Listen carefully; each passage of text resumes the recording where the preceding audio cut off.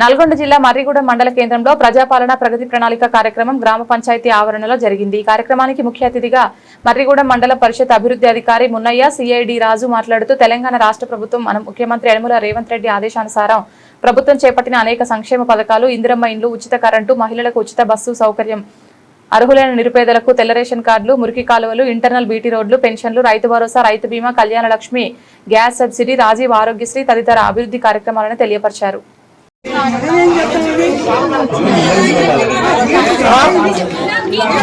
First number 1 colony ఉంది కదా, ward number లో అందరు హైదరాబాద్కి వెళ్ళిపోయారు।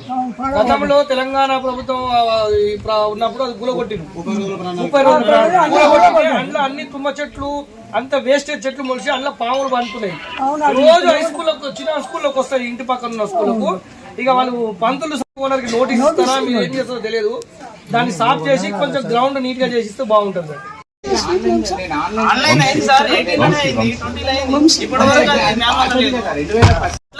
నేను చెప్పేది దానికి ఆన్సర్ చెప్తా వినండి సార్। అది మీరు చూసిన రిజిస్టర్ 21 అది డిమాండ్ రిజిస్టర్ 21 లో మాన్యువల్ గా రాసిరు, అది లేదు। దాని తర్వాత మీరు వచ్చినాక నేను ఆన్లైన్ చేయించిన ఆన్లైన్ డిమాండ్ ఆన్లైన్ ఎంటర్ అయినా కానీ ఆన్లైన్ ఎంటర్ అయినా జీపీలు ఎంటర్ చేయట్లేదు, ఎన్నిసార్లు చెప్పినా అదే పరిస్థితి।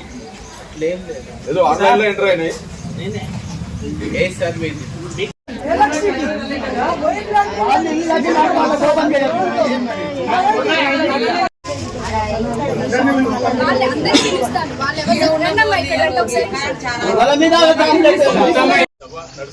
అందులో అయితే పార్ట్ ఆఫ్ లా ఆర్డర్ గా మమ్మల్ని ఇన్వాల్వ్ చేయాలి।